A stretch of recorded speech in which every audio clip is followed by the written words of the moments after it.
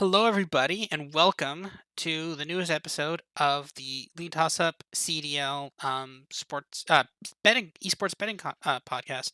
I'm joined here, always, with my guest at CDL Metrics. How are you doing today, Ryan? I am doing well. Yeah, we've got more COD this weekend, next weekend, the major after that. We're kind of starting to get into the swing of things where COD is kind of on a regular basis, or at least regular on the weekends. We do have a little bit of a schedule change coming up this weekend, which honestly, I'm shocked the COD League didn't catch it like right away when they released the schedule.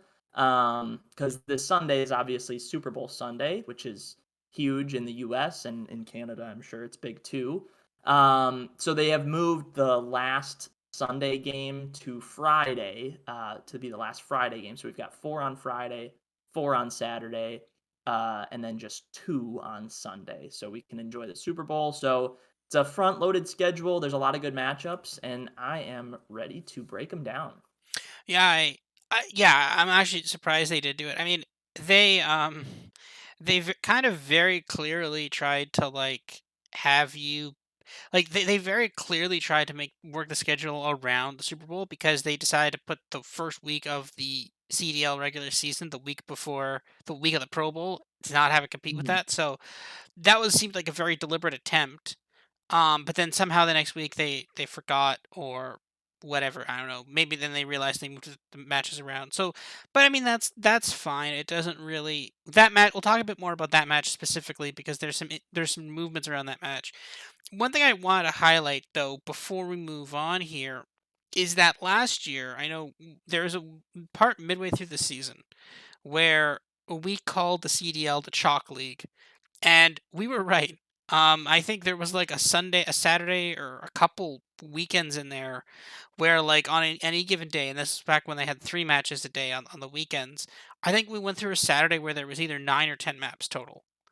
And, like, Yeah. yeah, you could see these blowouts coming a mile away, and they were there. Now, last week, the betting philosophy we used, and rather to much success, was we went through all the matchups and we said, okay, we know nothing about any of these teams.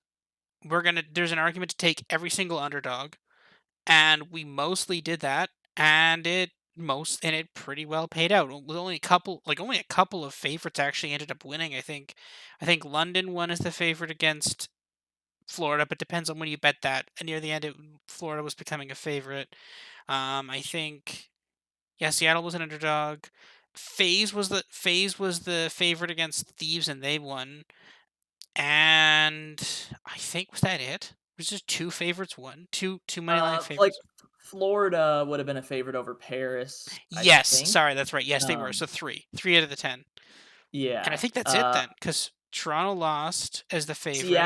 Seattle beating New York would have been a Yes, favorite yes, win. that's right. Four. Boston winning versus LAG right away. So we had a few Oh, okay. favorites, not like super convincing, but we did have some really big underdogs win too. Yes. So like in general, even though the it was kind of 50-50 between favorites and underdogs, like a lot of the underdogs were plus 200, plus 300 or more. On the money line, their plus 1.5 numbers were even decent.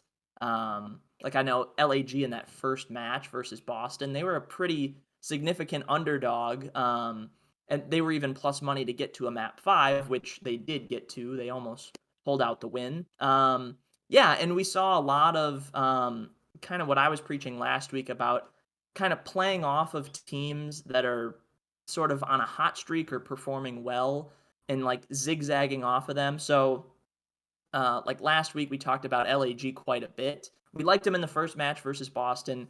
They didn't get a win, but we even said like, hey, even if they don't get a win, if they don't look great, it might not be a bad idea to back them versus New York. Yep. And sure enough, LAG come out and beat New York pretty easily. Granted, Home. New York was off of a sweep of themselves, so both teams looked a little shaky, but that tended to work out. Florida bounced back huge after a sweep against London. They took out Paris pretty easily. Atlanta bounced back after a shaky match versus Paris and beat the Thieves pretty easily. One team that really didn't bounce back was Texas, and we'll talk about them further. Mhm. Obviously, both of their matches went 5 maps. They ended up losing both, but um, yeah, it's with this kind of league, it just feels like a lot of these teams are really close, and sticking with the underdogs might be the smart play for a while. Well, so that's the kind of interesting thing. So when you look at my models, and again, we've worked on this. I'll probably publish this on Twitter. Um, right now, I see three very clear tiers in the CDL. I see the top three teams: FaZe, Toronto, Seattle. They're all within within a elo point of each other. So now, again, my model is elo base 200. So that implies that a team that has an elo rating 200 points higher than another one is basically 10 times more likely to beat them. So a difference of 1 point is negligible. It's nothing. That's like flipping a coin. Yeah. Then there's a huge gap, about a 30-ish point elo gap, and then you have this middle tier of teams. Now this is basically everybody else, with one exception of Paris. They're in their own like far lower tier. They're at -40. Everybody else is kind of clustered around even. And then that's where you get London. I surprisingly have London as the fourth best team, which is a little surprising, but I think they've kind of earned it to some extent. Maybe a little overvalued, but they've earned it. Then you have Minnesota. Then you have Thieves. You have um, Optic, Boston, Florida, LAG, New York. They're all clustered in around there. And then obviously Paris is just by and far one of the worst teams in the league. Um, the thing of it is that last week we had a lot of diversity where teams played other teams within their we had a lot of middle tier teams playing middle tier teams with bad prices.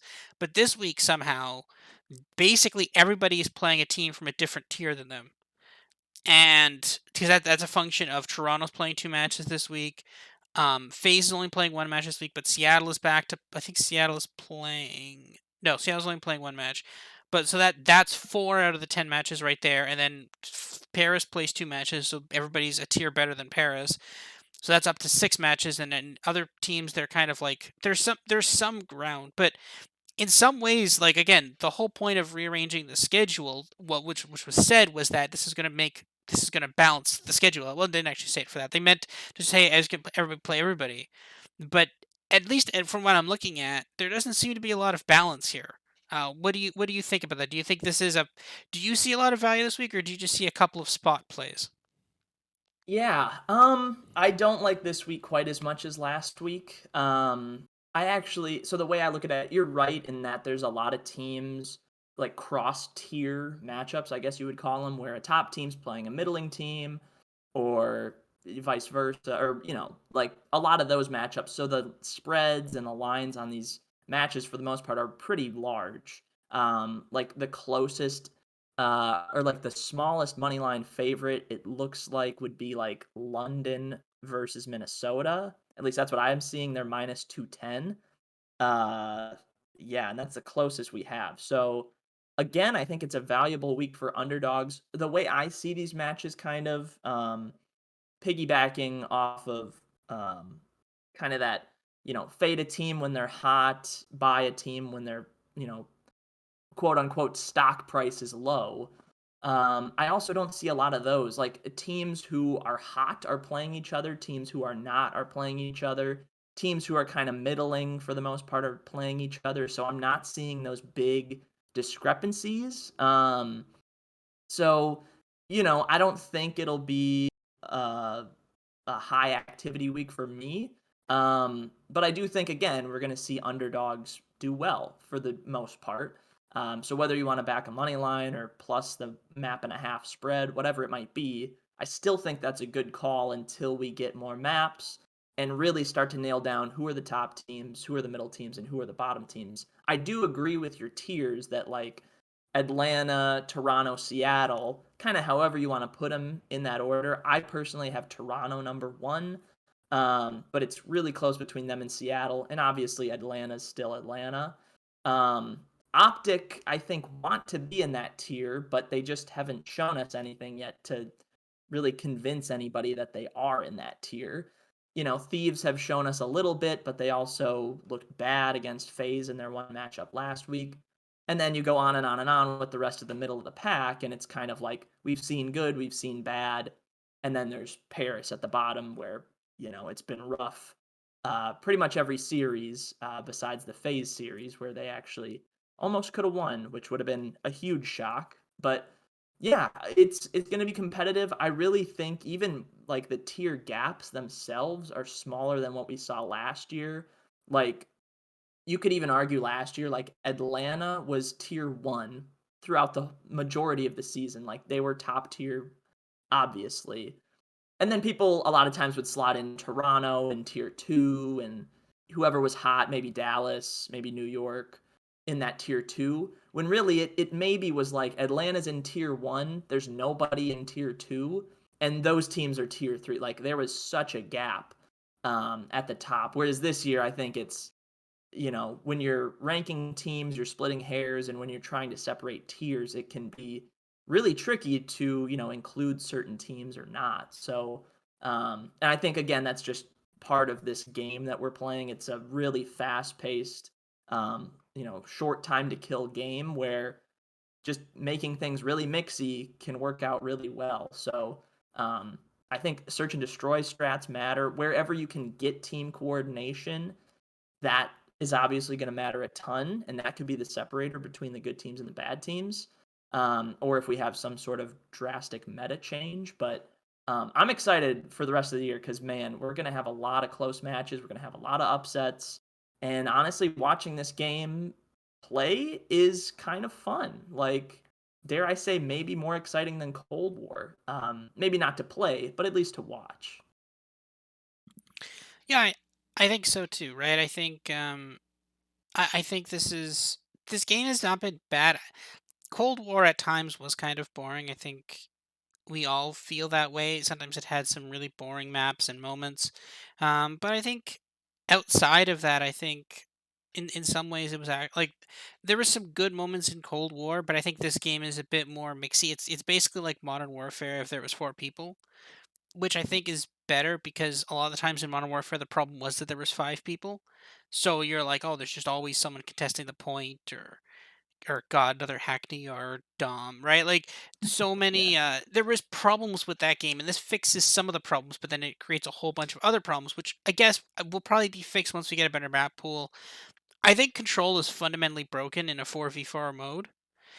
I think that's the problem. I think that it worked so well in Black Ops 4 as a 5v5 because you could always send someone off to contest a point, right? You can go 4v5 on a point, and that's fine. You can have someone go contest another point or something.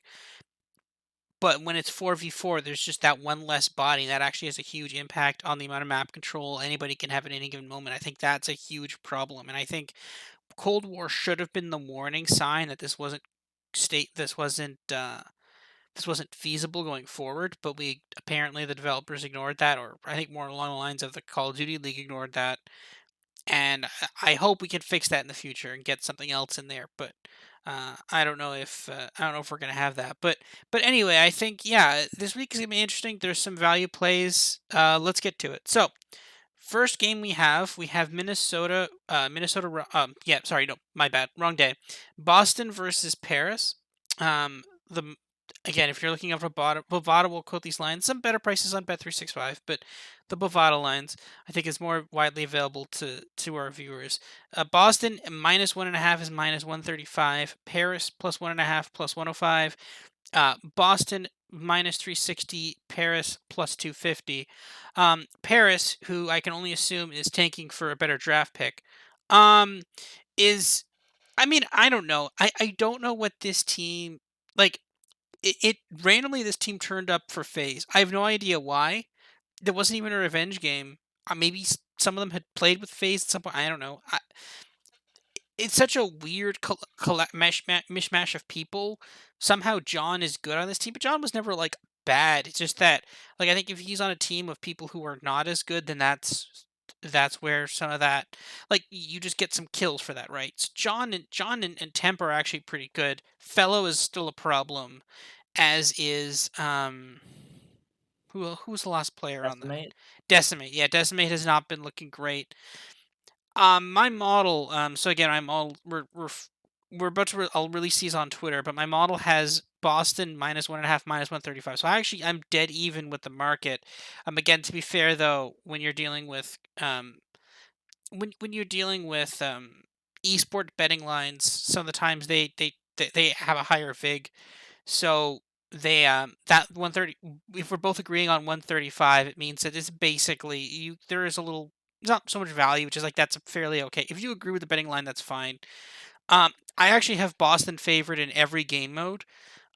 I think the only reason to not bet this game, not bet the -1.5 here, and again, you can look at some spreads here, just looking at the game spreads here.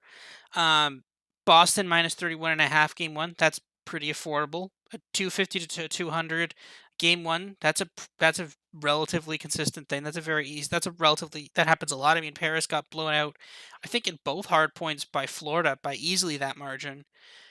I think it's definitely like you could tackle this by the game one spread. You could tackle the game spread itself. I think there's a lot of different ways you can bet this. Do you see any reason to bet Paris here, or are you going to go with Boston? I actually do like Paris a little bit. This is it's a tough spot though, right? Because have we already seen the best of Paris? I don't think so. They did impress against Atlanta, no doubt, and then obviously came back and did not do much against Florida.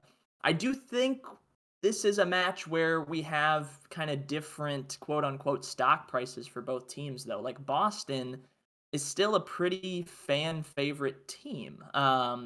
They did get a win last week over LAG. Congrats to them. They got it done in 5 maps. And then the last match we saw before that was their kickoff match versus New York, which was a map 5 loss. So they're dead even in map record and match record, all that stuff. Um, Against, two teams that are in the middle of the pack. So Boston, probably a middle of the pack team. We've talked a lot about Paris already, about how they are not that great, probably the worst team in the league. But I will say the +1.5 is an intriguing price for me. My model actually thinks um, it's a 56% chance Paris covers that map and a half. So the fact that I'm getting plus money or better on that makes it a good bet. And again, a lot of that has to do with Paris's worst mode being search and destroy.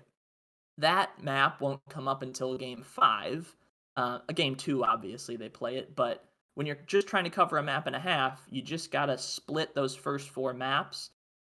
I do think Boston are slightly better at hardpoint and at control, but not significantly enough for them to maybe take it in 4 maps. So I do think this goes the distance. I see a Boston 3-2 win. So I do think there's a little bit of value on Paris if you're willing to take them. I know a lot of people aren't. It's the worst team in the league, all that stuff. But yeah, Paris have had a pretty tough schedule off the rip, playing the Thieves in the Kickoff Classic, who look like they're a solid team, having to play Atlanta, quite possibly a top 2, top 3 team, and then a Florida team that I think is also in that middle group. So, yeah, I'm looking for a long series to kick things off. If Paris want to win this, I do think they're going to have to do it in 4 or less. So honestly, don't be shocked if Paris come out in 3-1. I know a lot of people will be, but I think that's probably their easiest way to win this is just to avoid that last search and destroy because their team coordination in that game mode has just not been there whatsoever. So I lean Paris, but I'm okay if you want to stay away. And yeah, you can even make a case for Boston too. It's just I don't know. It's one of those matches where it's a tough call either way, I think. Yeah, I think it's like we both have this is priced about right. I'd say. I think I match the betting market almost exactly. I think you have a little bit of value on Paris. It's about the right price. I will say that after Boston beat LAG, it was so funny. The casters were like, "Is this team top four?" I'm just like, "This is insane. Yeah. This is the Slow your roll, definition." Yeah, everybody. like Like whoa, this is like insane overhyping. Like this team took lost to New York at 5, and then beat LAG, a team that was probably not that good, but like an okay team. Beat them and was taken to 5 games by them. And then the only reason they won that series is because LAG was apparently really bad at search and destroy that day. But like, if that doesn't happen, like Boston goes down, and then suddenly they're they're 0-2, right? Like they're a 1-1 team is somehow like a top four team just because they took like they took 2 series to 5 games. Like no. That being said, though, I worry that I think that sometimes people will get into the mindset of like, oh, okay, well, the Boston will always take teams to five. They'll never win in four. But like at that point, though, like at some point they have to play a series less than 5 games. Maybe none of the series this week will be 2 games. They play a phase later. We'll talk about that one. But like, yeah, I don't hate the Boston -1.5. I think this team isn't bad. I just think that they're better than Paris, and I don't know how this team was able. I don't know how this Paris team was able to take the fight to phase. Maybe phase was just kind of laying down there a little bit. But I I kind of think that with I think this pair like the effort they had against Florida was pretty abysmal. Like their hard points were bad, their control was pretty bad too. Like I can't bet on and the I think yeah they won Paris. No, what did Paris do? Paris won the first hard point. No, they didn't. No, they lost the hard point. They The, took the surge from the Mutineers in a yeah, 6-5 fashion. That was their only win. Yeah, both hard points did not look great. They lost by 50 on Bocage and 110 on Tuscan. The control went to a round five, so that was kind of close. Um, but yeah, backtrack Paris versus Atlanta. Paris win the game one hard point against Atlanta. Granted, it was on Gavutu, which might not be the best map for Atlanta. The casters were talking about how, that's a map where you pretty much need 3 ARs at a time, which takes an SMG out of the hands of Simp. Um, Paris then flop in Desert Siege Search. Again, just not their game mode at all. And then they come back and win control Gavutu 3-1, which means they won at least one offense in that match. Again, might not be Atlanta's map. Atlanta might just forget about Gavutu the rest of the year. Um, so, if Paris can get those maps against Boston, and we'll see if Boston wants to play those, they've got a shot. But I agree. Boston should be favorites. The price is just a little too high for me. Again, we need more maps for everybody. But if you want Boston, like you made the case for them, feel free to. I'd rather go Paris or nothing. Honestly, it's a tough one to call. I think. yeah, that's fair. Don't bet everything on the first game. There's better games. Game two, Minnesota Rocker versus Seattle Surge. Minnesota is for +1.5 is +125. Seattle Surge are -1.5, -165. Minnesota +265 on the money line. Surge -400. This game, I've got this as a slight value on Minnesota. Minnesota was a team everybody basically thought was dead, and then they beat Optic, and now they kind of still think it's dead, but not as dead as before, if that makes sense. Um, like they're now like semi-competitive in these markets. I put the price at +1.5 as +125. Or +115 on my model. It's +125. So that's actually probably well, -1.5 for Seattle. I have it -115. They have it -165. So there's definitely clear value on Minnesota. I get the money line is about 233. It's 265. So it's not great. I kind of think Seattle does they do win this series probably 3-1 just because Seattle's strength like they just decimate in hard points. And I think that that's the problem is I don't think Minnesota can be competitive with Seattle's hard points. And then at that point, then all Seattle has to do is just win one of the search, which they're favored in, and then the control, which they're also favored in. I think that this is not a great matchup for Minnesota. And what I'm looking at is I'm looking at them to lose to Surge, and then basically Minnesota's price going up against London, and then we'll talk about that in London match later. But I think that's a great opportunity to then invest in Minnesota. I think this team is not one of the best top three teams. I think they're a very clear middle of the pack team, but I think people think this team is like bottom middle of the pack, and they're actually more like they're bottom middle of the pack, but they're actually more middle of the pack than bottom. Like there's teams that are definitely better than I think a lot of people power rank them below, and I think that we could definitely exploit that on the betting side. I'll let you jump in 1 second, but I want to inform you, and I want your opinion on this. If you go to Betway, a Betway boost, which again generally we want to fade them, but I think this one's a little too tempting to pass up. Boston versus Paris and Seattle Surge versus Minnesota Rock are both to win. It was at basically minus uh let's see, they quoted as the British line. They had 1.66. They're upping it to plus 100, so that's a 2.0 in British odds. I kind of like that bet, honestly. I think that's a really attractive price point there. What do you like? I kind of really can't like. I generally try to fade their boosts, but I don't think I could fade that one. What do you think? Do you That's like that or not? that's Boston parlayed with Seattle to Boston, win. yeah, both money line parlays plus 100. Eh, just the fact that I think there's a little value on Paris already would shy me away from that. Again, I don't know if they can win, right? You're just looking for the win with Boston. So yeah, maybe I don't mind that. I do think this Minnesota Seattle match is super interesting. Um, I released my power rankings earlier this week, which was a combination of basically the team scores I have for each of the teams in the league, and it was a combo of the CDL coaches poll heading into last week, and I put all the numbers together in Minnesota, who I had ranked at eighth heading into last week, they get the win over Optic, and they actually dropped 2 spots in the rankings that I put out this week. And a lot of people were like, "What is this logic?" And it's not so much that Minnesota didn't look good. Now they struggled at times versus Optic, who look like a struggling team right now. So it's a lot of struggling going on, but they still got the win. The move down in the power rankings wasn't so much about Minnesota looking bad as it was teams underneath them impressing me a lot more. So I had London underneath them, as a lot of people did. London obviously came out and had the hottest weekend of any team, going 2-0, beating Optic, beating Florida. They look great. They skyrocketed up my rankings, as did Boston Breach. Boston Breach didn't skyrocket, but they looked pretty good against LAG.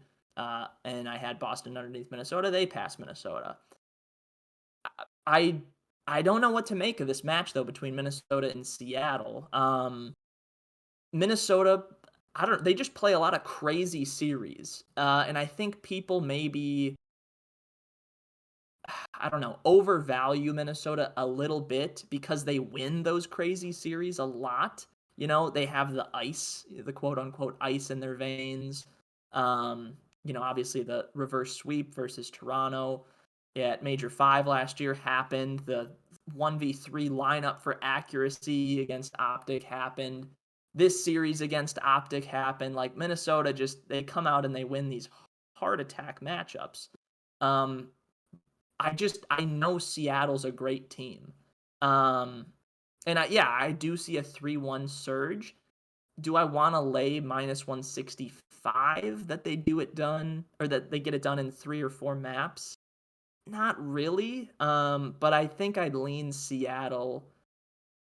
Yeah, I think I'd lean Seattle slightly. Not a game I'm looking for.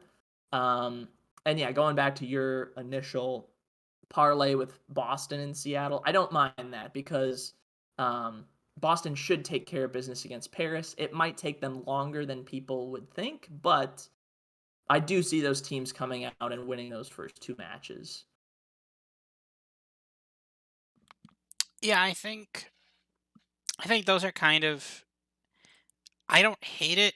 I mean, I think the question is whenever I look at one of those boosts on Betway, and again they do a lot of them in the NFL season, and I with comparing my NFL model, I was able to look at them and like there's a lot of times where they're like, oh, these 3 teams, and it'd be like, oh, Patriots, Green Bay, Tampa Bay all to win. I'm like, okay, well, I have all 3 of them. I have all 3 of them losing, so I'm not obviously not betting that. I'm just now more emboldened in my bets. But the thing of it is like I try to always figure out, okay, they're trying not to give you a bet that they think is gonna win. So where do they think the bet falls apart?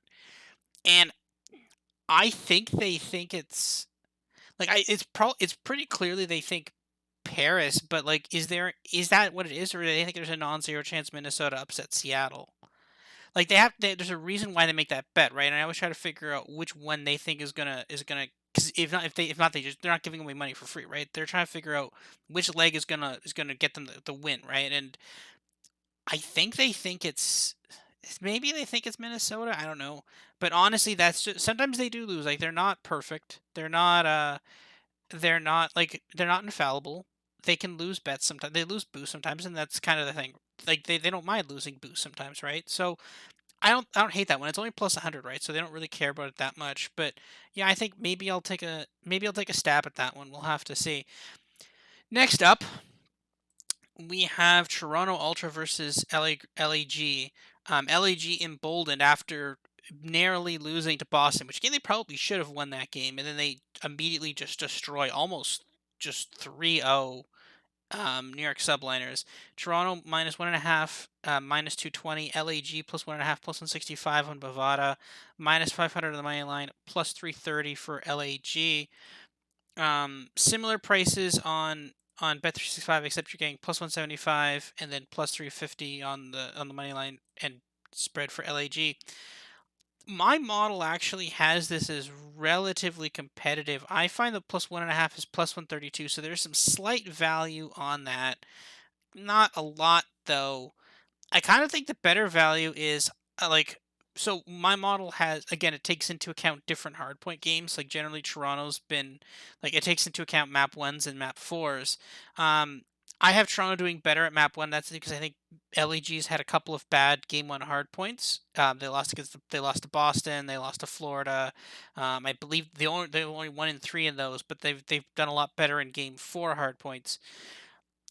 I like I have game four as like a 20-point hardpoint game, but I have game one as like a 70-point hardpoint game. And I think the value here is betting LAG hardpoint spread game one. Toronto has been a little soft in hardpoints. They lost badly in game one to the Thieves. They lost to Seattle game one. They lost to, and then they lost to, actually they lost to Seattle again this time in game one. I think their hardpoint game has suffered a little bit, and I'm not. I think the plus 1.5 isn't bad here. I don't think LAG are able to pull it out because I think their search is a little too weak. I have Toronto winning each search 6-3, and then the control, but the plus 1.5 getting it done in both hard points and then maybe stealing a control or something. Like sometimes this Toronto team is dom. Like the thing is, I think this is either like Toronto wins this game 3-0 or it goes to game five and Toronto wins game five. I think it's kind of a crazy thing like that. And at that point, then I think you want to take the dog. I never love betting against my team, Toronto, but I kind of think there's value on this LAG team. I think people are really low on them, and I think they're unnecessarily low on them just because the name is LAG. What do you think? Yeah, another tough one, yeah. I would say, man, it's tough though, right? Because in my mind, right, Toronto are a better team, no doubt. Toronto better than LAG. But thinking about it in terms of like hot cold, like Toronto come out last week and lose their match. I think people remember that. Now they lost it in a map 5 round 11 against Seattle, who very well could be the best team in the league. So, it's tough stuff. LAG, what people remember last is ASIM going nuts on that control on Tuscan against New York, and just taking care of business. So I was kind of hoping the Toronto price would be a little cheaper. I see minus 500 on the money line. That's a little too rich. I do think the best way to play this, I know your model separates map 1 and map 4 from each other. Um, I would wait a little bit and see if we can get the maps before this match starts because I think there might be value all year on like whoever's an underdog map 1. If that game is on Bocage, that seems like a really good play cuz Bocage like seemingly every game is down to the wire. Now there have been a couple blowouts. I think Atlanta has really, really done well on Bocage. Yeah, they won 250 to 136 against the Thieves. And I want to say they played Seattle at the kickoff, 250 to 150. So they're like the one team that seems to know how to play bocage. Every other team is like, it's just a fight for every hill, and every game is seemingly within, 20, 30 points of each other. So that might be the way I play it. The thing is, I don't know if Toronto's going to want to play bocage for the rest of the year. They're 0-2 on that map, and they're 5-1 on every other hardpoint map. And it kind of makes sense. Like, Toronto's not like a cracked out of their mind team where they're flying all over the place. Um, in Bocage, you kind of need to be that team that's just flying around like crazy. So yeah, I don't think they'll play the Bocage as long as they're avoiding that. Um, I think they're okay, but yeah, I mean, you can make the case for LAG for sure. Yeah, money line plus 330 is really high. The plus 1.5 at plus 165 is nice. It's just I don't see an edge, in any mode or map really, unless again, if Toronto decide to play Bocage hardpoint, that could be one where LAG get it back. Um, but yeah, I just think fundamentally Toronto a much better search team, a much better control team. But yeah, I mean, upsets happen. It's just I don't know. I don't know. I do think Toronto bounced back from a really tough loss against a good Seattle team, and LAG kind of reaffirms their spot in the middle of the pack. So I see it as a Toronto probably 3-1. Um, Yeah. Again, it all depends on the bocage. Even Tuscan, Toronto did lose a Tuscan hardpoint. They're 1-1 on that map. Again, another faster paced hardpoint map. So if you can catch them on these fast paced maps, I think you got a shot. But again, it all depends on how the vetoes go. How those early maps pan out, and yeah, who gets like the veto advantage. I don't know what they're doing in terms of like who gets first veto, if it's just like a coin flip like it was in Modern Warfare, or if it's like the team with more CDL points or some combination of that. But um, yeah, I don't know. I don't know if I'm going to touch this match either. But what you said before, I guess that was the match before the Minnesota Seattle one, kind of piggybacking if Minnesota don't look good, maybe take them against London. I could see that being the case again this weekend with, Toronto if they come out slow, maybe you bet that they bounce back against Florida later in the week. Um so that might be a way to play it. I just think it's a tough one, but I just know for a fact Toronto's the better team. Yeah, I think I agree with that. Right, Toronto actually has a long history of beating Florida, so I'm good with that. I think fundamentally, I think with Florida and with Toronto specifically, I think if you like, I think the way to attack this Toronto team is through hardpoint, and I think this LEG team has the tools to have like an amazing hardpoint, like to be just amazing at hardpoint, and I think if they can figure out a way to put it all together, I think you could be looking at like a really, really good hardpoint team. Now, if you can put the search together and then you need to get the control together, but if you can get those first pieces together, you have a really good team there. And I think Toronto has shown a little weakness in hardpoint, but at the same time, like I've bet already LAG plus I think 30. What's the line game one? Oh, it's 24 and a half. I think I got that better. Let me just check to see what I had. But no, I think that I may have already there might have been some sharps on that. Let's see.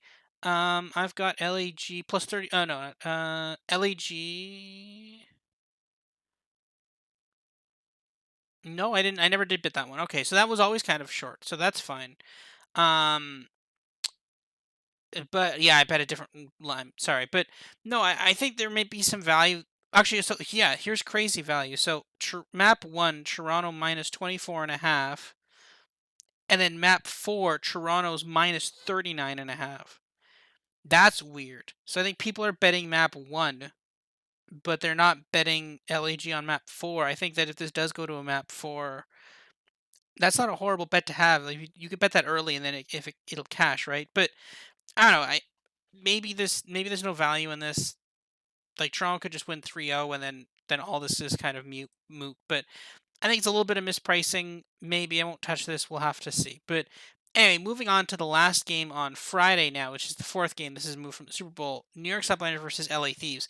Now, this game opened at LA Thieves minus 1.5, plus 110. It's actually the spreads aren't online on Bovada, but they are online on Bet365. Subliners up to plus 400 on Bet365. Thieves minus 700. Subliners plus 1.5, plus 175. Thieves minus 1.5, minus 250. So that line has moved tremendously. Um, for this game, I am concerned about. Now, I originally bet Thieves. I bet this game because at the time it was supposed to be at the same time as the Super Bowl. I bet this game because I wanted to parlay Thieves. I wanted to bet LA. I wanted to do an LA parlay. I wanted to do LA Thieves, LA Thieves, LA Rams. Fortunately, though, this game was moved, so now it's on Friday. So now I have kind of a long run parlay.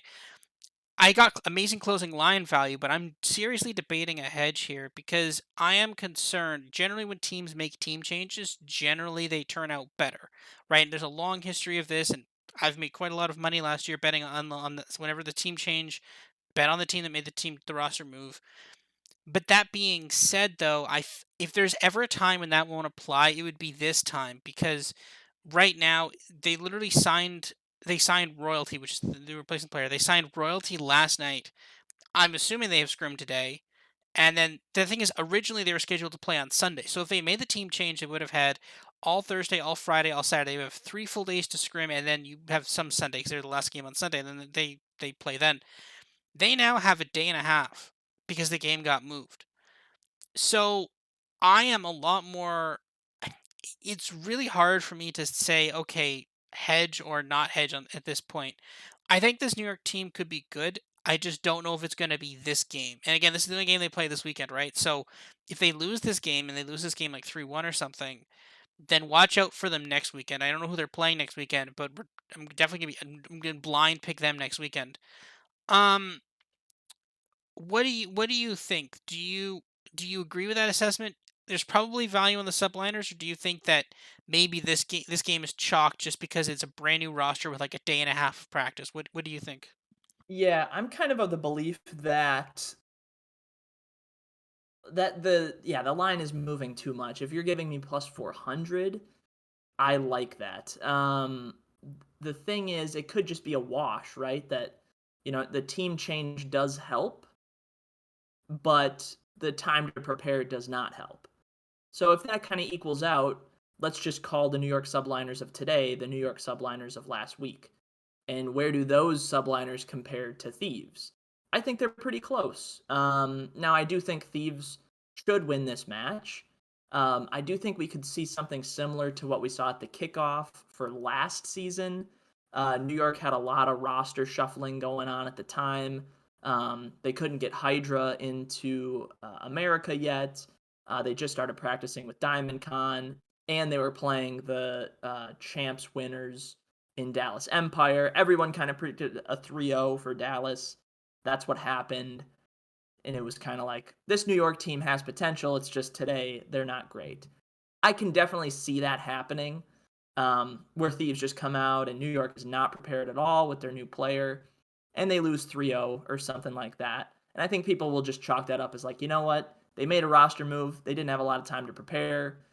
It is what it is. But I don't know. I kind of think in this game where like it's super fast paced and team coordination doesn't matter necessarily as much as it did last year, especially in hardpoint and control. Like I do think New York could maybe take, two of those first four maps. So the plus 1.5 I'd be interested in. I do worry a lot with a new player and not a lot of time to prepare that the search might not be great unless Royalty himself is like a phenomenal search player who can just kind of play with anyone. Yeah, I worry with those, with map 2, with map 5 a little bit, but I think they can keep things scrappy in map 1, 3, and 4. So for that reason, I don't hate plus a map and a half, whatever number that gets to, because I think that plus 400 money line is already even too high. So If I were you, I would just I wouldn't hedge. I'm not one to hedge that often. You got good closing line value with the Thieves. I would just hold on to that. You made a good bet. That's good. But if you want to do this today or tomorrow, I think just wait and wait and wait because the narrative that subliners are unprepared, new player, is he even better than Neptune? We don't know. I think that's just going to keep perpetuating, and this number could grow and grow and grow. So if you like New York like I do, wait on it. Just keep waiting and keep waiting and keep waiting because we're not going to see either of these teams play earlier in the day. Like there's no, line movement based on previous matches.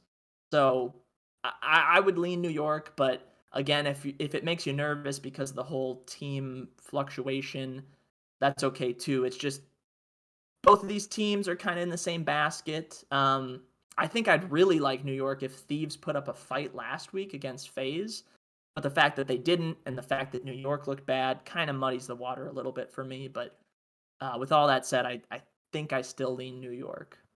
Not to win, but to at least look good. Well, I mean, to be fair, Thieves were really good in that first hardpoint against FaZe, right? They barely lost that. They were very competitive in the search. I think they lost that 6-4.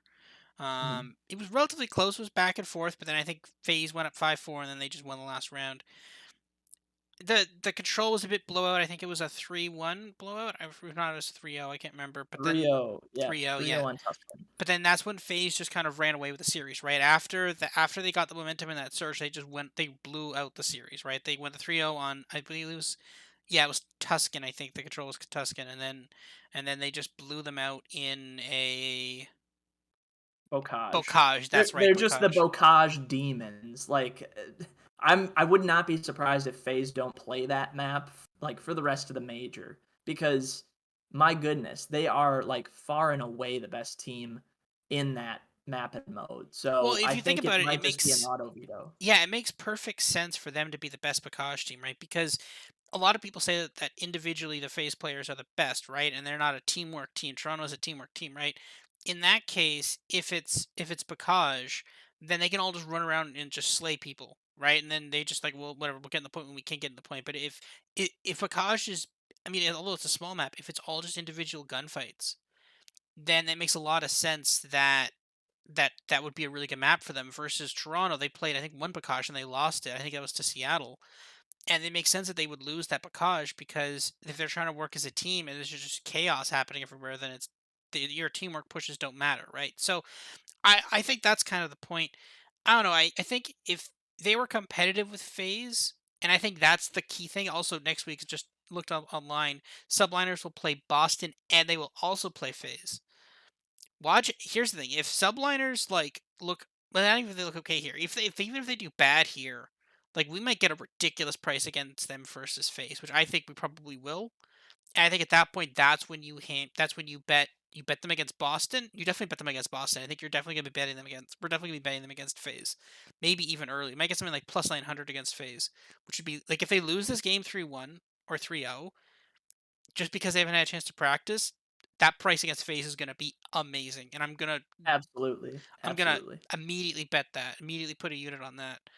Money line, spread, game one spread, everything. So moving on to Saturday now. Now we have another four matches here. This is gonna be really fun. Four matches in 8 matches in 2 days. This is gonna be great. This is like a major basically, and this is what the format should be if they actually had matches. Minnesota versus London. Now this is a very interesting game. On Bodog, London, Minnesota +1.5 -120, London -1.5 -100, Minnesota +158 on the money line, London -210 on the money line. Functionally the same as it is on thing, except that on Bet365 both are -120. Um, on my model, I have this game as basically even. I actually have Minnesota as a slight favorite. I have them 54% favorites. That's just because of the search and destroy. I think Minnesota is a better search and destroy team than London. So that I think this game goes to 5. I think the I think Minnesota +1.5 is great. I think they're about equal on hardpoint. I think none of them are particularly great, none of them are particularly bad. I think Minnesota's a slightly better search and destroy team. I think Control they're basically dead even. So I think this game goes to 5. I think actually I think Minnesota could possibly win game 4, but I think this game goes to 5 and I think Minnesota takes it. What do you think? Do you agree with that assessment or do you think that this London Royal Ravens team is like legit, like really legit? Yeah.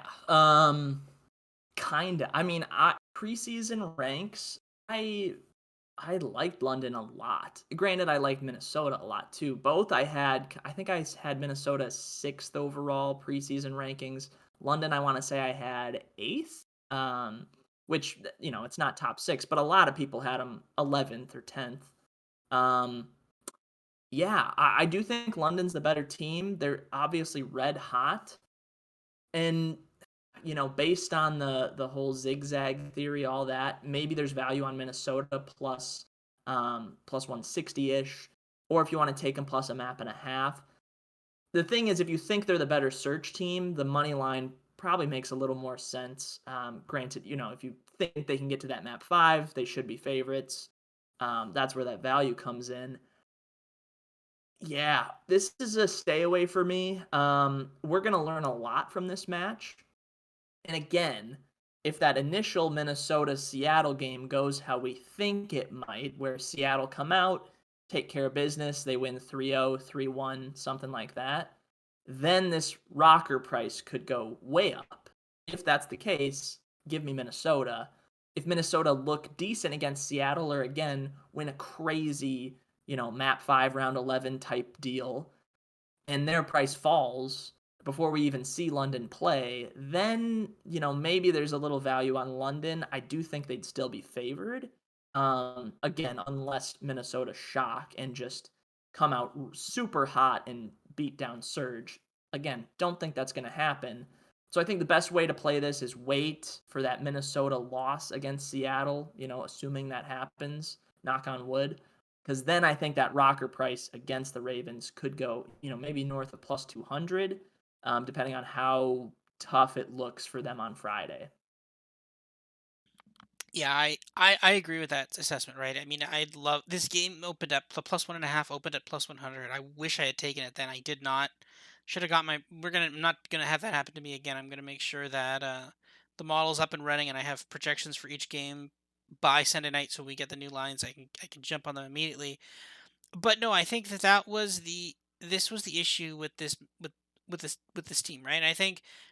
I suspect they lose to Surge, and if they lose 3-0, 3-1, then this price, then that we might get plus 100, maybe even plus 120 on the spread, and then you might even get plus 200 on the money line, right? So right now I've bet like half of what I would normally bet on on on this game, and then I think when that does happen, I'll double that up. Um, let's see, the individual spreads. Minnesota minus 1.5 map 2 plus 115, not horrible plus 31, 35 for map 4. So different options. There's definitely some options you could bet on this game, but I think yeah, wait for the Minnesota loss to Seattle and then bet Minnesota. I agree. I do like this London team. I think this London team is very good. I think this team could actually compete by the end of the season. This London team could definitely be a top 4 team, maybe even like the third team, depending on how things shake out. I think it's a great young team of mostly rookies who like it's half rookies, half like seasoned veterans, all UK based. I think this team could be really good. I just don't think it's there yet. I think this team is going to be one of my favorite teams to bet in. The second they play someone like a FaZe or a Toronto, if they play a FaZe or Toronto later on in the season, like maybe at the major, you might get an amazing price on them, and I'm definitely going to be taking them. I think this London team is like I like this London team before the season, and then they lost to Seattle, and I was off them a bit with the Florida game, and then I immediately went on them with Optic, and then I was able to cash in on that, right? So I like this London team. I think they can go places, and that's the thing. So speaking of Optic, 4:30 Saturday, Paris Legion plays Optic. Paris plus 1.5 plus 140. Optic Texas minus 1.5 minus 185. Paris plus 325 on the money line. Optic Texas minus 500. So this Optic team. So right now, again, we are at a place where no one thought we were going to be with this Optic team. This Optic team at one point was co-favorites to win the Kickoff Classic, basically dead even with FaZe. Um, At most, they were never like plus 200 to win the Kickoff Classic. They have now gone 0-3. They have lost two game fives, which again is not bad. I think losing game five, especially two game five around 11s, that is variance there. So it's showing they're not bad, but they're not losing those to the best teams, right? Like Minnesota and London, we just said they're middle of the pack teams, at least at this point, right? So if you're losing consistently, sure, you're taking to a game five, so you're kind of upper tier of the middle tier, but that's not great. Again, there's a lot of delay between someone like them and FaZe.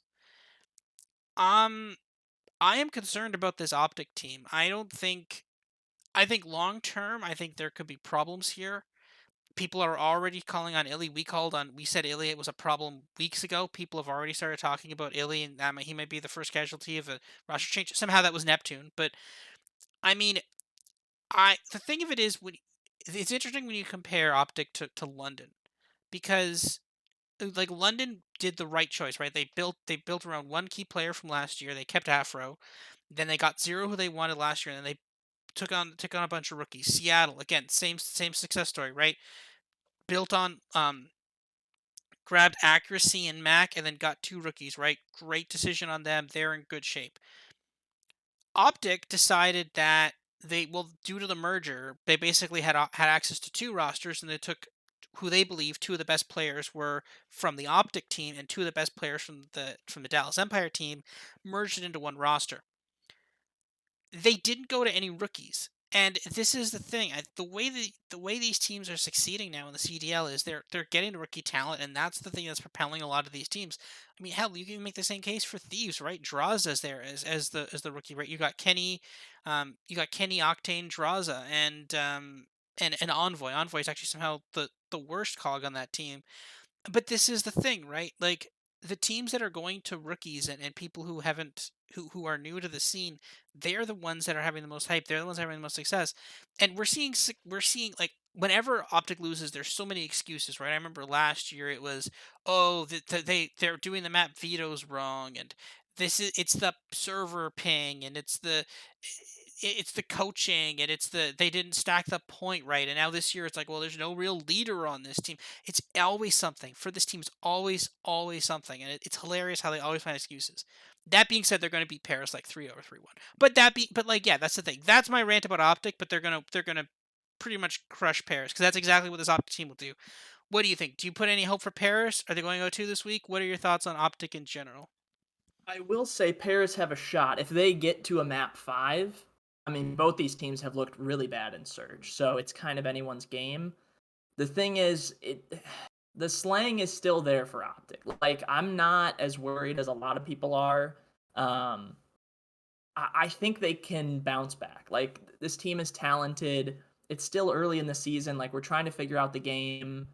We just switched up the meta, 2 weeks ago from the kickoff classic. So like I don't want to give Optic excuses because they should be winning these matches.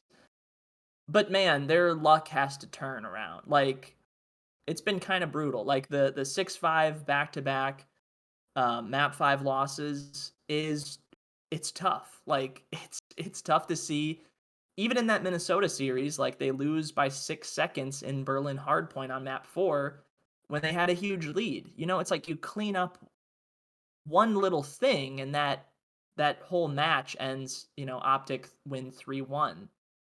And it's, everything goes wrong in the map 4 and they break down in the map 5 and it's a completely different narrative. So it's early in the year. I think they can turn it around. They get a really nice opponent to do that with this week.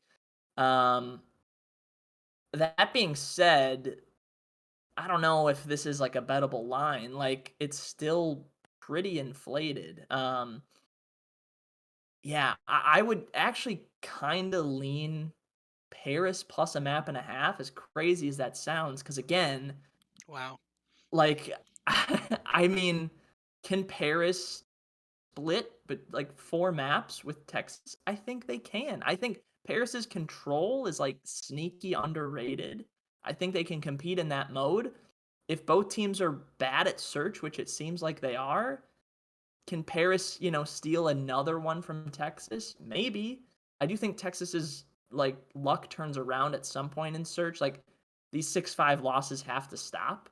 But I mean, I know for sure Texas better hardpoint team, no doubt. Um, Granted, the records aren't a whole lot different, but just slaying power, like Texas has it. So I see a Texas 3-1. I'll say Paris maybe sneak out the control, or if they get their map in map one, maybe they get that first map win. But I think this is kind of the week where everyone stops pressing the panic button on Optic, and they get a nice win against Paris on Saturday. So that's the way I lean. Again, I think it's an Optic 3-1, but I don't hate the value on Paris plus a map and a half. So you can kind of play it how you want. Money line, kind of out of the question, like unless you want to lay $5 to win $1 on Optic. That seems a little steep to me. And again, I don't think the Paris money line is worth it because Paris is still at the bottom of the barrel. I will say, could this game fluctuate based on the Boston Paris match on Friday? Maybe. I do like Paris a little bit in that first match. So if Paris come out and impress, maybe knock off Boston in that first match, then you could have value on Optic maybe against the spread in this match. But yeah, it's tough stuff for Optic so far. But let's slow down. They will be okay. Illy is a concern though. Still, like you just look at his numbers, game mode to game mode. His hardpoint KD is at 1, perfectly fine. But all we've heard for like the last 3 years is Illy is a search and destroy demon. And he has a 0.82 in search. And in control, he has a 0.68. Like, that's gotta be better. Like, that just has to get better. So I don't know if he needs to run an MP40 more often or not, or switch roles with somebody else. I don't know. I think they'll be okay if they just stay the course. But I mean, if these sort of performances continue, like obviously something has to change quickly. But this weekend they'll get their win. People can calm down for at least a week. If they don't get their win, Italy's gone by Monday. Yeah, no doubt, no doubt. I mean, it's hilarious. I mean, they'll get a win probably this week against Paris. I don't know. I can't believe they're taking the plus 1.5. That feels crazy. But I mean, it'd be hilarious. I like. Here's the thing. I'm probably not going to bet this game at all. But like, I would laugh. Just the plus one. Even if this went to game five, I'd laugh.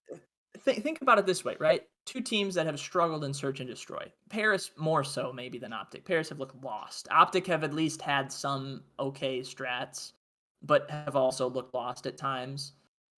So that map 2 maybe could be up for anyone. Map 3 again, Paris have looked sneaky okay at control. They took an offense off of Atlanta just last week.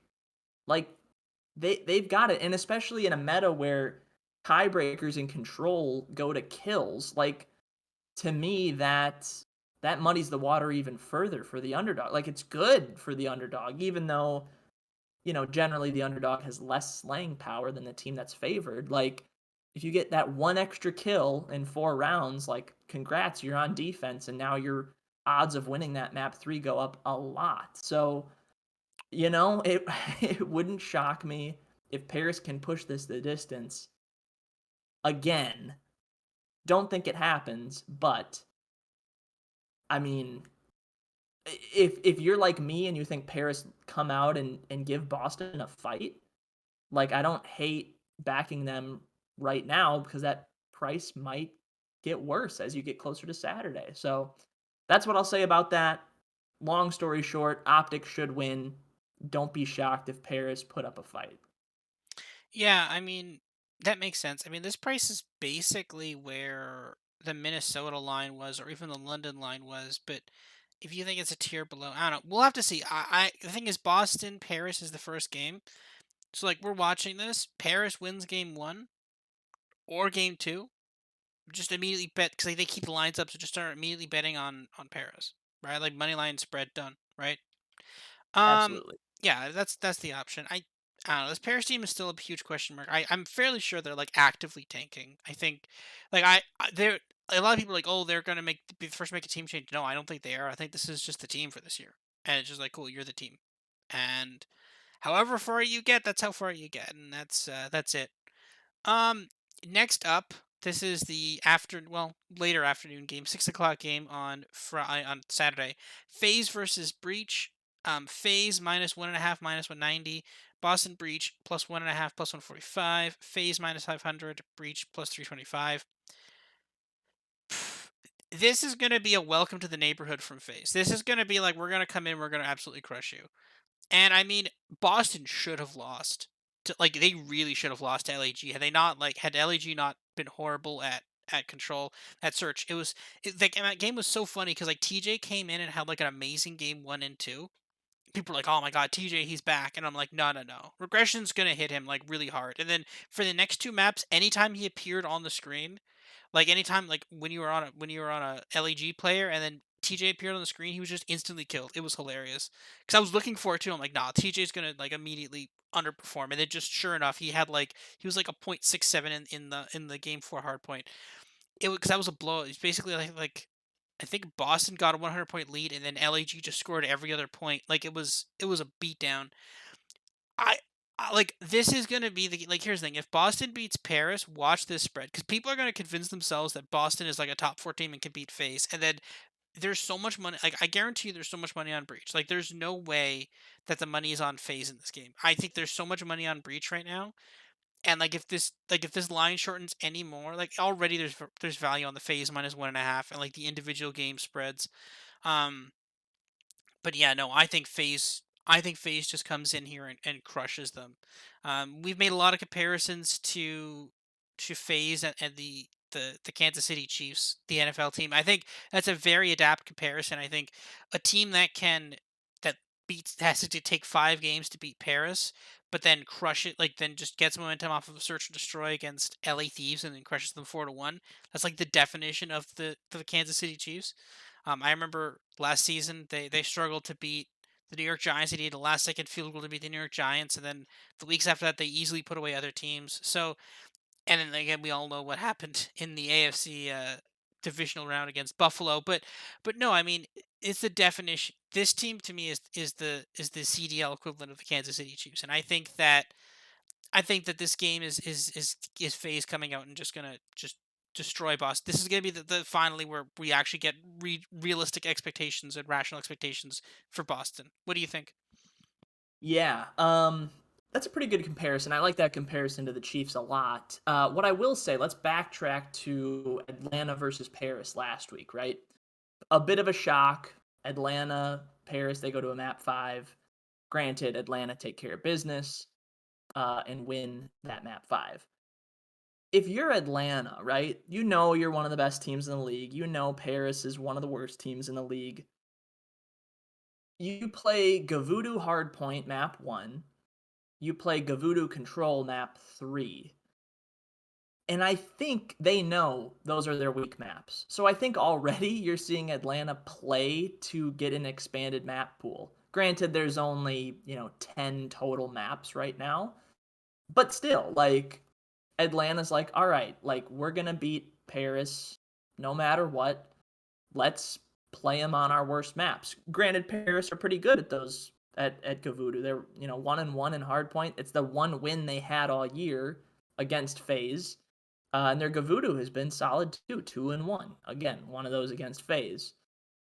I think the one question I have with this series is Bocage, right? Atlanta's success this year has come off of Bocage hardpoint. They are miles ahead of everybody else in that mode. They're 2-0. They are just dominating. Like every other team that's winning that, they're winning it by 10 points, by 20 points. Really, really close games. They're winning their games by like 100 points. It's insane.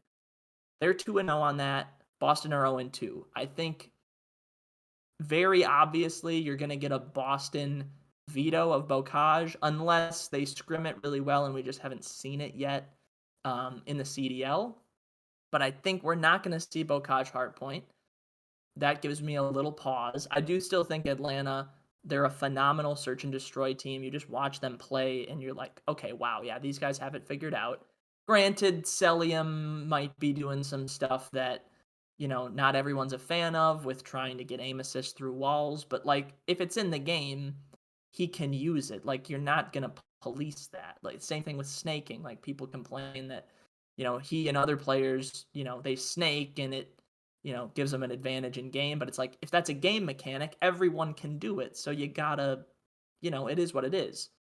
Long story short, on this match, if you think that Boston Paris match goes how I think it might, which is Boston kind of struggled, maybe even lose outright, backing them against FaZe might make sense. Again, as long as we're not seeing a Bocage hardpoint. But if Boston come out and handle Paris pretty easily in that first match, I think you're right about how people are going to be backing Boston. This FaZe price could drop, and you might get like an Atlanta FaZe -1.5 at -150, which I will take. It's not often we get a FaZe price that low because again, I still think there's doubt in people's minds about how good this team is, just based on what we saw at the kickoff and what we saw against Paris. I think that Paris match is really sticking out in people's heads more than the Thieves match from last week, which surprises me quite a bit. So again, this is a wait and see match, as a lot of them are for me on day 2 and day 3. But yeah, again, if I can see the map set before this plays out, if I see a Bocage, it makes my decision very easy. Um, and I think that decision is Atlanta. So we'll see when we get there. Obviously, a lot can change between now and then, but um, yeah, the Atlanta being back kind of storyline that's being created, I think, is a accurate one. Well, to some degree, right? I mean, here's the thing. Give me the anytime they play Surge or Toronto, give me those teams before them, right? Like, are they back to crushing like teams? Maybe, maybe not. I don't know. But like, I think there's gonna be series they struggle in, and I think that if you do, I think there's gonna be times to bet against FaZe. I just don't think that this Boston Breach team, which again we're buying at the absolute height of the market, like you're buying a company that's like insanely overvalued, and like you're expecting us to buy this Boston Breach team at this price, and it's insane. Like this FaZe team is too good. This Breach team has good pieces, but it's nowhere near this level. I don't think of comparison to FaZe. Um, but yeah, that's my thoughts on it. Now the final game on Saturday, Thieves versus Mutineers. Thieves -1.5, -145. Mutineers +1.5, +110. Um, -360 for the money line for Thieves. +250 for the money line for Florida. Um, so I've actually got this game surprisingly closer than the New York Subliners game. I actually have this going to 5, kind of, but I have this is really close. I have Thieves winning the first hard point, then I have Florida winning the second. Then I have basically them winning the search 5-6-5, control 3-2. I have Thieves winning the second hard point, but then I have Florida winning the game 5. So I see some value on Thieves here, and again, if we're looking at the results here, and if Thieves beat Subliners significantly, then because before this was going to suck, right? Because it was going to be Thieves versus Florida. Thieves were going to beat Florida, then you're going to have an even worse price going into the Subliners game.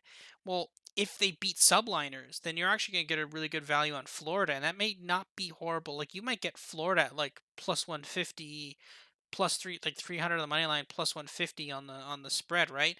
You might actually get some pretty good value on this Florida team, and I'm actually pretty intrigued by that if we get there. Again, the problem though is that I favor thing in every map, but at the same time though, um all of them are really close, right? So you'd expect Florida to pick off something here or there. I still like this phase team, but I'm not like this Thieves team. Sorry, I still like this Thieves team, but I think there's a couple pieces missing. Octane is not producing as much as Kenny and Draza, which is fine. He doesn't need to per se, but if he was producing as much as them, then they'd just be blowing people out. But he's just not right now, right? That's the thing. So I don't know. I think this Florida Mutineers team, I don't love betting on them, but there's times there's value in them, and I don't. Maybe this is one of the times. Maybe this is kind of a weird matchup where these teams are like somehow equal because of some really close stats on some things. I don't know. What are your thoughts on it? Do you think this is there's some value on Florida here, or are you going to be? Well, I'll ask you the question basically. What I sum up before is Steve have a better chance of covering the spread against Florida or against subliners? What do you think? Ooh, good question. I would say they have a better chance covering versus subliners. Again, I just see that match. There's a really high possibility that that match is just Thieves completely overwhelm an unprepared New York team. Like I can just see that being the case very easily. But you put these two teams head to head, like I think Thieves are the favorite. I have them winning this match about 61% of the time, which means that there's value on Florida. Like however you want to play it, money line or against the spread, I think these teams are super close in search and in control. It's just a matter of can Florida take a hard point, and if they can take their own, I think they can win this match.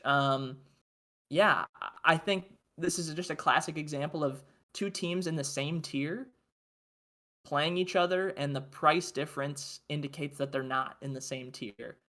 I also think this match, in terms of like internet ping, could be really interesting. Florida are playing from Miami, and the Thieves are playing from Los Angeles, so that'll be fun. They probably play on like a Texas server. I don't know how that works, but it could be again in a league where like so many matches are online and like pings matter and like it like just give me the underdog. Like I don't know what's going to happen and I think Florida aren't a bad team.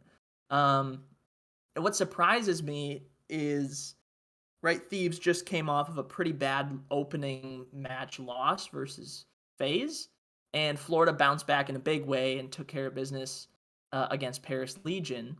So those are the last matches we've seen, yet this price is still so drastic. But I agree. I think you play this how we talked about maybe playing the Minnesota matches. Wait for Thieves to come out and take care of business against New York. That Florida price should go up even more, theoretically.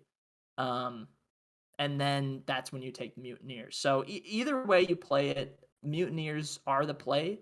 Um, I can see Thieves winning. I think the most likely scenario is Thieves in 4. But yeah, don't be shocked if Florida take them out in 5 maps. Even if they get to 5 maps, you're getting value on that too. So, um, yeah, give me Mutineers. I just I understand that their opponents have been underwhelming, right? Kickoff Classic, they take care of LAG. People are like, okay, where's LAG? Toronto takes them out pretty easily in round 2. We get to last week, Florida, unimpressive first match, and then they bounce back against the worst team in the league. So that's, I think, what a lot of people are waiting is just, oh, who have they beat? But, you can only beat who's on your schedule. So, yeah, would not shock me at all if Florida pulled this off. Yeah, I think so. I mean, I would not be surprised at it. And again, this is where I believe this is Florida's first match of the weekend, but it comes late on Saturday. Again, I would not be surprised at all if we see something along the lines of like we get like if Thieves win the first game, we get a their lines their price goes up. We get Florida's price going down. We get an amazing value on Florida. We get that Florida wins, and then they immediately get destroyed by Toronto. Um, so that on Sunday. But yeah, no, I could see like I think a lot of these teams, like Florida and Thieves, again, there's not a lot of differentiation between some of these teams. And I think That's the key. I think like you can draw a line from Boston all the way down to New York, and there's not a huge in terms of the teams, right? Not a huge bit of difference between those teams. Like there's a top three, there's a gap, then there's a lot of other people, and there's a gap, and then there's Paris. That's the way I view it right now, at least. And I think you're gonna get a lot of value when you see teams that are like basically even, and you're getting the underdog for plus 250. You take the underdog, right? Because that means that even if they lose, like if you bet that three times, right? Odds are, if you got them, if they're basically even, and you're basically a coin flip. So fine, say you bet four times, right? Then that means that you're plus money. It's a plus value proposition to start betting things at plus 250, right? Because if you're betting coin flips at plus 250, you're going to make a lot of money, right? So it's plus value, and then again, you can start looking at individual game spreads, right? Like Florida, like what are the game spreads here? Let's see here. Game one, Thieves minus 39.5, right? That could even go up by the time that could even be higher by the time the Thieves Subliners game is over, right? Like if that's a plus 45, I don't see why you don't take a plus 45. Florida's not like that bad. They got beat up by London, yes, but there was ping issues, right? I have no idea why you wouldn't look at it that way. But yeah, no, I think like I think that we're gonna find a lot of times when we see some value like that. I think this is one of the spot values in there as well. Next up, London versus LAG. Again, these are two teams we're talking about a lot. I think we're kind of liking to bet on them. London minus 1.5 minus on 35. LAG plus 1.5 plus 105. London minus 310 on the money line. LAG plus 225 on the money line. I think there's value on LAG in this game. Again, like when we talk about the tiers, not a lot of difference between these teams right now. At least right now, right? I mean, maybe through the season we can start seeing differentiation. We can get different tiers within that big middle tier. But like honestly, like LAG is amazing at hardpoint, maybe better at hardpoint than Ravens. Right, would not surprise me to see LAG win game one and four to send it to game five. That's where you cash the plus 1.5, and then it's a game five search. Probably London wins that, but again, if you're betting, and again, this is the point, right? This is why you always throw something on the money line in a lot of these games, right? Because if you're in a game five and you're sitting on a plus 225 ticket, you'd be much rather sitting on that plus 225 ticket than the minus 310 ticket, right? Then at that point, it's like you're at plus 225 to win just one game, and you've already cashed it. And if you structured it properly, it means you're already plus, right? So I like LAG in this game. Honestly, I think LAG could definitely cover the spread. I think they could win this game outright. What do you think? Yeah, this is one where I mean both teams are playing earlier in the weekend. I think if those matches kind of like if London takes care of business against Minnesota and LAG loses to Toronto, which is the most likely outcome according to the odds, then I think it's a good time to back LAG. We saw it last week with LAG. They come out against Boston, don't quite get it done. Their price goes up the next match, and oh, all of a sudden they beat New York, and no one saw it coming. It's like we again, there's just not a lot of maps we're going off of.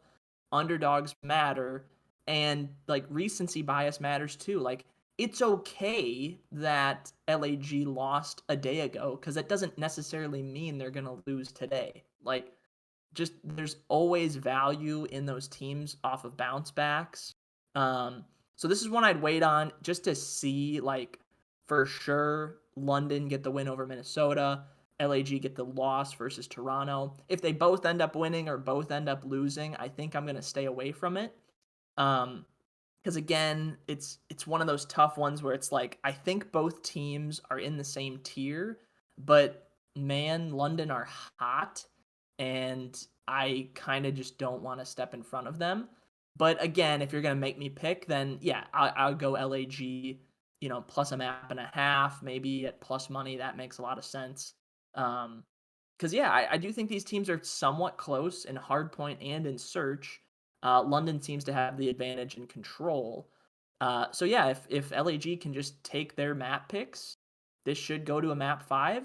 But I don't know. It's always tough to say. But again, this is one that's so far away that I can't bet it now unless I had really strong feelings about their initial matches. And I'm not quite there with those. So for me right now, I stay away. But again, it could just be a nice, you know, pick the team that's bouncing back. That's probably LAG. Um, so maybe just wait for them because again, that price could go up to plus 250 or higher. And if that's the case, like give me the underdog every time. So Yeah, I will say that this line, the other LAG game, and then the two Minnesota games, those lines tighten. So I think there's some people with some models that are making the same bets as we are. That they're seeing the same things and they're moving the market. So, and again, it's always important to get on these lines early, right? I mean, I get into like the new games went up online on Bet365 Sunday night. May or may not happen this week because of the Super Bowl. I don't know, but very possible we could be seeing CDL lines um, at halftime, possibly. But if not, then Monday morning they're all up, right? So at that point, take a look at what's there. If you see some value, start grabbing stuff immediately, right? And I'm sad I couldn't do it, but we're gonna get on it this week. But yeah, I think that's I think it's really important to start looking at value and especially realizing how prices affect things. Like I was really surprised last week when when Paris one map won against FaZe, I was still able to grab Thieves at like huge at an amazing price against FaZe later on in the week. Now again, of course that didn't cash, but at the same time though, that was a really great bet. And the same thing when London was taking the fight to Optic, I just doubled up on my Minnesota bet and that cashed, right? So again, a lot of different ways you can play these things. And remember when you're watching a game and you see something happen, immediately look to see if there's any value in a betting line left. And if you could take something like if this happens or this team wins or loses, right? What does that mean going forward, right? I think there's a lot of ways you could treat that, and it's a really important thing to think about, kind of the 3D chess of how each of these games are playing out. The last game, due to the Super Bowl, Toronto Ultra versus Florida Mutineers. Now, actually, this game's starting at 4:30. The interesting, this game may or may not be taking place during the Super Bowl because again, it depends on if the game goes a little bit long. Toronto minus 1.5, minus 190. Florida plus 1.5, plus 145. Toronto minus 460 on the money line. Florida plus 315. I like Toronto here. My model's got Toronto as about a minus 143. So I mean, it's not the best, but I've got the Florida line pegged exactly. So I've got Toronto favored in all five maps. So a 3-0 is definitely in play here. Especially if you see something where, what is the 3-0 exactly on Bovada? 3-0 is plus 185. That's not bad. I could see a 3-0 here. This Toronto team has generally plays Florida very well. I think this Florida team might like it'd be hilarious if this Florida team takes the fight to if this Florida team takes the fight to the Thieves and then immediately gets blown up by Toronto. I think that'd be funny. But yeah, no, I'm going Toronto here. And again, if LAG takes the fight to Toronto, then watch out because then you're gonna get an amazing price. Wait like 24 hours and you're gonna get an amazing price on Toronto against Florida, right? So yeah, that's my thoughts on it. What do you think? Are you with me on Toronto, or do you think are you going to double take Florida for the value play here? I think I'm with you on Toronto. I will say if you like Florida, I think take them now, just based on what we talked about with the Florida LA Thieves match and how the potential upset could be had there. But yeah, Toronto's better in every mode. They beat them at the Kickoff Classic. Granted, different meta, but still, it's data points that point to Toronto. So yeah, I don't know if this honestly will move a lot. Again, Toronto we expect to beat LAG in that first match, but LAG could make things scrappy. I just believe in this Toronto team. I think they're clearly in the top tier, right? They lose a heartbreaker to Seattle last weekend. If they pull out the round 11, right, we're talking about Toronto, like we're talking about Seattle. Um, yeah, in Florida, again, I've praised them. They are a competent team that just seems to be getting disrespected. Again, I think they could come out and beat Thieves, and then it wouldn't shock me at all if the next day they come out and are a little flat to a team they already lost to, and a team that just frankly is better than them. So um, I think I'll wait, see if that Florida match versus Thieves goes the way I think it could, with a Florida upset. Maybe that Toronto price drops a little bit the next day, and maybe that would be the time to strike on Toronto. But yeah, definitely in this Toronto. Um, Kind of the opposite of phase when we're talking about maps head to head.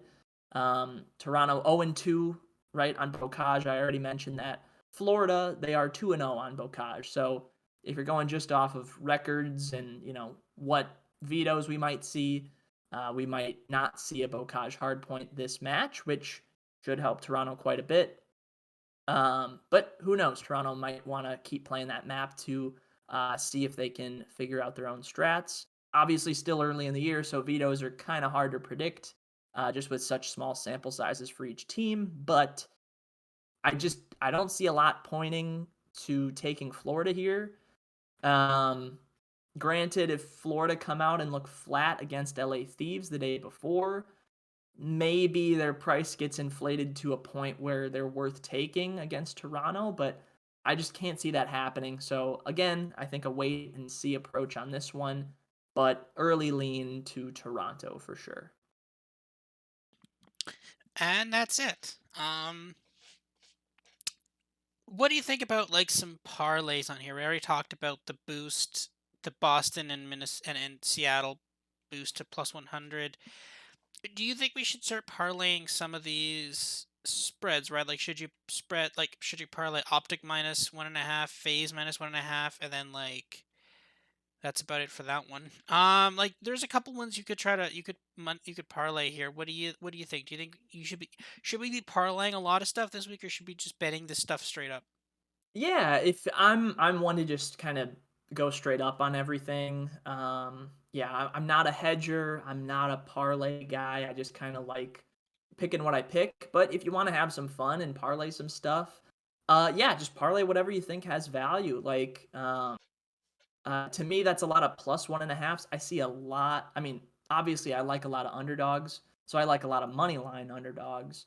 If you don't want to get that crazy with it, like I don't mind taking a bunch of plus 1.5s at plus money. Like that Mm. opening match, Paris, I kind of like plus 105 on the spread. Maybe combining that with, let's say, I don't know, maybe the thing is like if you parlay that with Minnesota, London, that's not until the next day. That price could fluctuate a lot. So yeah, that's kind of the reason with parlays I don't love them because I just know I'm not going to get closing line value on something probably at some point. But yeah, no, go for it if you like a couple teams a lot and you want to have a little fun. Like, yeah, all for it. For sure. Yeah, I think that's about it for this week. Um, I think again we don't have any pricing points for the major yet. What do you like? If you had to pick, so what? Are you going to? We'll talk about the major quickly, super quickly here. If you had to pick three teams you would like to bet on for the major, and we'll ask this again next week, obviously. Which three teams? Is it just like because we're probably going to get some sort of plus money combination of Atlanta, Toronto, and Seattle. Do you think we just bet those three, hedge it out some way, and then like that's it? We just bet on all three of them to win, and then whoever wins wins. Do you think that's the sustainable thing, or do you think are you looking at anybody else? That's a good question. Boy, yeah, a lot depends on who makes winners bracket. Obviously, the structure is a little different than it was last year at the majors. So, um, like last year, we had the one seeds got essentially double buys. Um, this year, it's the top eight play each other in round one. So or one plays eight, two plays seven, three plays six, and four plays five. That's round one. Those losers go to losers bracket round one. So that's a little bit of a fluctuation. I think New York could be destined for losers bracket, which we should have done like a bold predictions thing last week because I would have said that just based on their schedule being an absolute gauntlet and the fact that they came out and struggled last week. Yeah, New York seems destined for losers. I think Oh, like it's tough to say because we don't have like the prices on who's going to win Major One right now. I don't think. I do think No, Texas bounces back. I think they end up in winners bracket despite the 0-2 start. that's Um, kind of bold, actually. A little bit. I mean, their schedule eases up a little, right? They get Paris this week. That's about the easiest match you could get. The match after that they have is Toronto, so that could be tough. And then they close it out with Boston in their last match. So That's not again, great. if you can win 2 out of 3, though, I think you're okay there. I think losers bracket's going to be mostly just the teams that go 0-5 or 1-4. So if you're 2-3, you're kind of on the bubble, but I think you're okay. Uh, so yeah, I think Texas can take care of Paris, can take care of Boston. Although, right, Boston might be better than I give them credit for. They'll definitely be underdogs against Toronto unless Toronto have a bad weekend this weekend. But again, a match I think they can pull out if we think they're as good as they could be, or if they just fix a thing here and there. Other teams, I think if London keeps this up, which they very well could, they might be a team to fade at the major. They get Minnesota this week. Then after that, they get LAG again this week. And then next week's match, they get Seattle.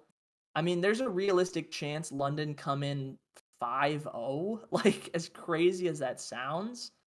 They're favored in both of their matches this weekend, and if they can get revenge from the kickoff classic and beat Seattle, like we're seeing a 5-0 London. I think that would be a team I would want to fade a little bit. Um, but yeah, we're still so far away. It's tough to kind of go through all the permutations of what could end up. Hmm. Um, but yeah, I'm excited. We're I say we're still far away, but we're actually just a few weeks away. So it'll come up quick, and yeah, it'll be exciting for sure. There is a break in there too, I think, between the last week. I think there's like a week off, but no, I mean, Yes.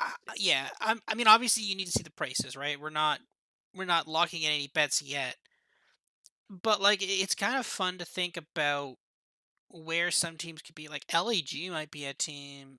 I think I'd look to like I think obviously the top three depending on their prices.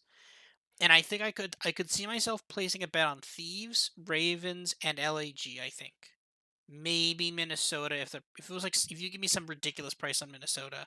But Minnesota's schedule is like now insane, right? Cuz now Minnesota has played Optic. They're going to play Seattle, they're going to play London. Again, all three of those could be winners bracket teams. LAG, a team that can also be winners bracket. No, sorry, not LAG, and phase and then LEG, right? So Mhm. like they could their entire all five matches could be against like some of the top teams in the league, right? So and again, this is what we're talking about, right? Like although subliner schedule is brutal and it is still brutal. I'm not denying that. We weren't talking before. I don't think you had Minnesota schedule is so hard, but now look at how tough it is, right? So like all Well, yeah, yeah. like It's these schedules evolve, and again, that's not any fault of your model in any way because you'll as we go further in the season you'll get a lot more accurate with terms of strength of schedule, but like I just think that like we had like some people had some conceptions of like how the strength of scheduling will work, and like I think that's just been thrown out the window completely. And it's like I think Minnesota's schedule is now infinitely harder than people thought it was going to be because they have like it's early season and be like, oh, Seattle, that's fine. No, it's not fine, right? And like even Thieves has Paris, but I mean Toronto's isn't particularly easy too, right? They had Seattle. They're gonna have Optic, Florida. I mean, LAG. Like the question is, where's LAG gonna fit into this? And um,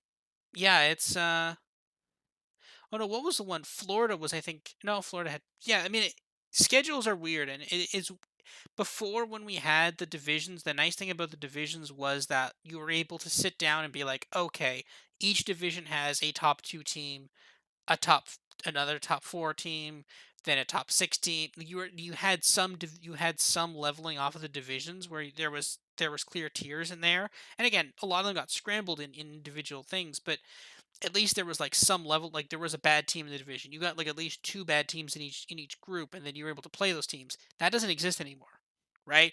The bottom is right. gone, and now you can end up either playing all bottom teams or you can play all top teams, and that's I think where the challenge is. But Yeah, I mean, your thoughts. Do you think this is a better format, or do you think last year's format was better for kind of level competition? Um, yeah, I like last year's more. I understand where the COD League's coming from, saying like, "Here's what we're gonna do. We're gonna make a as balanced a schedule as we can make," which they did. The thing is, stage to stage, it's not gonna be level for everybody. Like this stage, New York schedule is like miles harder, more difficult than Optics or than Atlanta's. But, I haven't checked the schedule for next stage. It could be the complete opposite. So as the year goes on, it should level off. Now, even still, team schedules might not line up nicely where you're running into hot teams constantly, and it is what it is. On the flip side, teams might, it's like in the NFL, if you're a team playing, backup quarterbacks, like 4 out of 5 weeks just because you lucked into it and the teams you play keep dropping their starter. It's like that could technically happen, but again, over the whole year, the schedule should balance out. But yeah, last year was fun. Like the whole draft your division, like that was interesting to me. Like the game theory aspect of like if you're team A, like the league might think, team X is better than team Y, but if team A struggles more against team Y, they're going to send that team to the other division. So you have these kind of interesting balances where each division maybe didn't play out how we thought it would, just based on teams, trying to get rid of those teams that they struggled with. So that was really intriguing to me. I wish they played that up more. Like they just kind of released a 10-minute video every, Friday before the stage of like, all right, here's the draft of the division. Um, but I don't know. I get both sides, but yeah, you're right in that like stage 1 schedules aren't fair. Obviously, you're playing 5 of 11 opponents, so there's a chance you play the top 5 teams, there's a chance you play the bottom 5 teams, and there's a chance you play a middle of both of those. So, it's tough. To be fair, I did have Minnesota 1 point easier than the bottom teams in terms of strength of schedule, and that was with London ranked as the 11th best team. So I think, moving forward, Minnesota for sure has the toughest schedule, um but yeah, these things will just create kind of an ebb and flow of like teams we think are hot, teams we don't think are hot. Because again, you might just luck into a really nice schedule for a stage that vaults you into winner's bracket and you go on a run and maybe win the major. So it creates a little more chaos. That can be exciting for people, but I think I'd like to see him go back to what we had last year, or again, just do like an 11 team round robin before every major, so it's completely fair with every stage. You're playing everybody the exact same number of times, and it's more COD. So we'll see. Maybe they do something like that next year, maybe not. But yeah, I mean, we could go on and on about what the CDL should Mhm. do to fix kind of their viewership and how exciting their matches are and stuff. But um, we got what we got. So teams might be lucky, they might not be, but at the end of the day, you got to win COD. So Yeah, I agree with that. I think it's mostly it's pretty simple. Yeah, like we should just be playing. Yeah, you should play everybody round robin, and then maybe if you want to have divisions and like maybe have another game on top of that where like you play half the teams, you play another 5 teams. One like there's things you could do to make this even, but they just didn't do it because apparently we can only have 10 matches a weekend. So I don't know. But one more thing I want to mention though about this, and it ties into Neptune, right? Because we've already had our first roster change. My thinking is this because we Seattle Subliners have now played 5 games. Um, and you're looking at a team like Paris. If a team lost their kickoff classic game, and then they lose all of their and then lose all their seeding regular season games for stage one, and then they lose the first thing. You now have a 7 game sample size. Do you think that's enough to evaluate talent? Like, is this has this been fair to Neptune? He's played 5 games for them now. Yes, he struggled. I mean, we can make the same case about Illy. We make the same case about that. And again, I actually think that that someone made the right decision. If they want to make a change, they need to make the change now because you don't want to. Because if you get to if they lose all 5 before the major, and they lose the first game of the major, do you make the decision then? Okay, well, you're guess what? We're a quarter of the way through the season. Do you make the decision now, or do you go another stage? Okay, well then they're halfway through the season, right? Then you're starting to risk not getting to champs if things are going badly, right? So do you think it's the right decision to make like do you think it's fair to make a decision based off of a sample size of like maybe 7 games? Do you think that's fair or not? From the outside looking in, no, but, I'm not a player on the subliner, so I can't say. Here's what I will say. If you watch that New York, ooh, who I don't know who they were playing last week, but there was that listen in where Krim was like, "Everybody shut up and calm down." Like, it was it was not good. Like, That you was could tell just from Seattle. That was that. Seattle. That was Seattle. Okay. Yeah, yeah, yeah. You could tell from that listening, like, yikes. Like, I don't know if I've ever heard of a team talk like that. Um, Now New York is set up in a way where it's like it's 2 vets and it's 2 young guns, and the vets kind of tell the young guns what to do. So that's fair. But I mean, if you're Krim and Clay and you go like, hey, Neptune, like there's some disconnect between him and the rest of us, or like I'm not in there every day. If they know there's a disconnect that they just cannot fix, then then take action now, right? You get first dib on whoever you want in challengers or a substitute or whatever. So there is an advantage in making the first roster move, I think. But yeah, from the outside looking in, it's tough. It's like, well, we've only seen Neptune play a handful of matches, and he hasn't looked horrible. Like he's definitely underwhelmed. I will say that. But um, I think we'd like to see him in the league. I think he's a good player. Um, Maybe a trade. I talked about it with you before we started recording. Maybe a Neptune for Vivid trade might make sense. Although I don't know if Florida would really want to do that so early because they have performed okay. Um, but yeah, it's definitely an interesting roster move. We'll see how it shakes out. Again, we're not expecting a lot for them like tomorrow now, just because it's such short notice with a new player. But in the long run, this could end up working if they just know that they cannot work with Neptune for whatever reason. He's a great player, as are the rest of the subliners. But if the coordination just isn't there, then it's time to move on. So I can see it both ways, but I'd like to see Neptune back in the league at some point. And I know he tweeted out like the "I'll be back" GIF on Twitter like as soon as he got the news. So I'm sure he will be at some point here or there. So, but yeah, it's definitely one of the best storylines leading into this weekend for sure. I mean, if you're Paris, right? I don't understand why you wouldn't. If you're gonna spend any money at all, I don't know why you wouldn't grab him. I can't really think of any other teams. Maybe Thieves if Envoy continues to be a problem. Maybe you Maybe take a chance. Optic, bench Illy, put in Neptune. Like then you have kind of 3 SMG type players, I mean, but an Illy for Neptune trade still, is not like the worst idea. yeah, I don't mind. Illy reunites with Krim and Clay, like that. Yeah, we might be onto something there with that.